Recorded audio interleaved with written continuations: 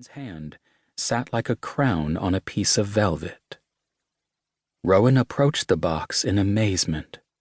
He had no idea how it had made its way to Texas, or to the United States for that matter. The music box had to be the oldest antique in the store. He tried to contain his excitement, already deciding he had to touch it. "That's French, I believe, and real pearls," the old man said, clearing his throat. Rowan studied the box, knowing it was from Switzerland, not France, and that if he turned the music box's handle, an exquisite, lifelike miniature bird would pop out. He could tell by the masterful craftsmanship the musical bird box had been made by Jacques Dreux and Lechaud. And not only were the pearls real, so was the gold. "One of my finest pieces," the man nodded, beginning to sound nervous. A handwritten price tag dangled from the dainty wind-up handle, with $1,200 scribbled in blue ballpoint pen. Next to the Civil War cavalry rifle hanging over the man's head, the music box was the highest-priced item. Rowan bent down to continue his appraisal, not quite ready to touch it yet, not with someone standing so close to him. "What brings you to El Paso?" the old man asked. "Rock climbing," Rowan murmured. "Oh, you must be heading to Waco Tanks." The man visibly relaxed now that he could peg Rowan as an out-of-town climber. "We get all sorts of interesting folk visiting up there. You in some kind of rock band?" "No." Rowan smiled at the man's curiosity. He didn't tell him he was in the same business as he was, antiques.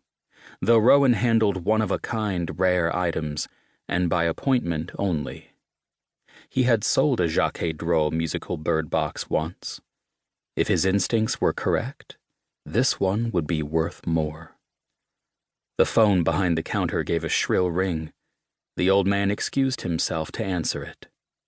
As soon as his back was turned, Rowan seized the opportunity. He would touch the box quickly and be done before the man could turn back around. What the shop owner didn't know was that he was a master psychometrist who'd been born with a rare gift. With the speed gained from a lifetime of training, Rowan brought his hands together in an elegant Surabi mudra, a complex finger lock to help his mind break through the barrier. Inhaling deeply, he placed his hand on the music box, wrapped his mind around the scrim of time, and pushed past it.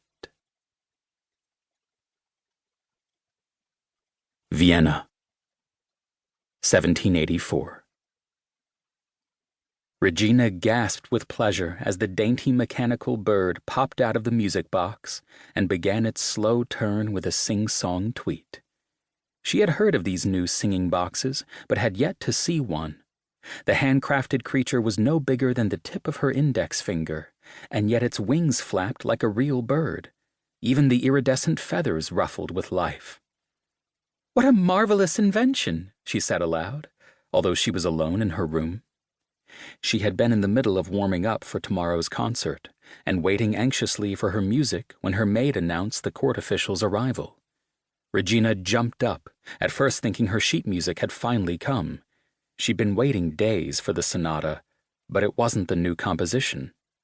An official stood stiff at the door holding a personal gift from the emperor. Regina tried to mask her disappointment and gracefully gave the messenger her thanks. Tomorrow she would be playing before the emperor for the first time, and he had continued to extend the warmest welcome to her since her arrival in Vienna. She could see why Joseph II was nicknamed the Musical King. When she had unwrapped the gift, she'd found the most exquisite gold music box set with pearls. As she watched the bird complete its spin on its golden dais, she thought how tomorrow she would be the one on display as society's latest curiosity. She'd already played one concert in Vienna last month, but her second would be a grand affair, and her last performance during her visit. To add to the excitement, she would be playing with Mozart. At this point, she didn't know what made her more nervous, playing for the emperor, playing with Mozart, or the fact she had yet to see a note of music. Mozart was notorious for being haphazard with his time, but she couldn't believe he